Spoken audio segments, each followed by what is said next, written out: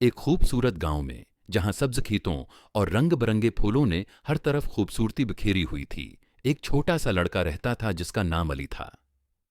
अली बहुत ज़हीन और चंचल था। वो हर साल 14 अगस्त को अपने गांव में होने वाली यौम आज़ादी की तकरीब का बेसब्री से इंतजार करता था।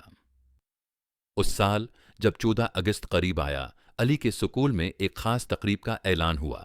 उस्ताद ने बच्चों से कहा, बच्चों, यौम आज़ादी हमारे मुल्क पाकिस्तान की आज़ादी की याद दिलाता है।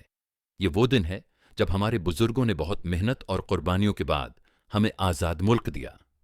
क्या तुम जानते हो ये आज़ादी क्यों अहम है? अली ने हाथ उठाया और बोला, उस्ताद जी, आज़ादी का मतलब है कि हम अपनी मर्जी से रह सकते हैं, अपनी जबान बोल सकते हैं और अपने मुल्क के फैसले खुद कर सकते हैं। बिल्कुल दरस्त, अली, उस्ताद ने मुस्कुराते हुए कहा। लेकिन क्या तुम जानते हो कि यह आज़ादी हमें कैसे मिली? इस रात अली अपनी दादी के पास गया और पूछा, दादी उम्मा, हमें आज़ादी कैसे मिली? बराह करम मुझे कहानी सुनाएं। दादी उम्मा ने अली को अपने पास बैठाया और एक दिलचस्प कहानी शुरू की। बेटा, बहुत साल पहले हमारा मुल्क आज़ाद नहीं था। हम पर गैर मुल्की राज करते थे।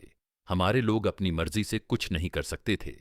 फिर हमारे अजीम रहनमा कायद आज़म मोहम्मद अली जनाह और उनके साथियों ने मिलकर जदोजहद शुरू की।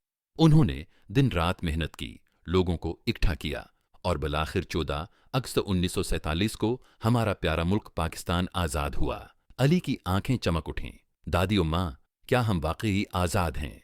हाँ बेटा, दादी ने प्यार से कहा, लेकिन आज़ादी की हिफाजत हम सबकी जिम्मेदारी है। हमें अपने मुल्क से मोहब्बत करनी है, उसे साफ सुथरा रखना है और एक दूसरे की मदद करनी है। अगले दिन यौम आज़ादी की तकरीब में अली ने अपने दोस्तों के साथ मिलकर एक ड्रामा पेश किया, जिसमें उन्होंने आज़ादी की जदोजहद की कहानी दिखाई। सबने तालियां बजाएं और अली को बहुत शाबाश दी। तकरीब के आखिर में जब सब्ज और सफीद झंडा बुलंद किया गया और सबने मिलकर कौमी तराना गाया, अली के दिल में फख्र का एहसास जाग उठा। उसने सोचा, मैं अपने मुल्क से बहुत प्यार करता हूं और बड़ा होकर उसे और खूबसूरत बनाऊंगा। इस रात जब आसमान पर आतिशबाजी चमकी, अली ने अपने दिल में अहद किया कि वो हमेशा अपने मुल्क की हिफाजत और तरक्की के लिए काम करेगा।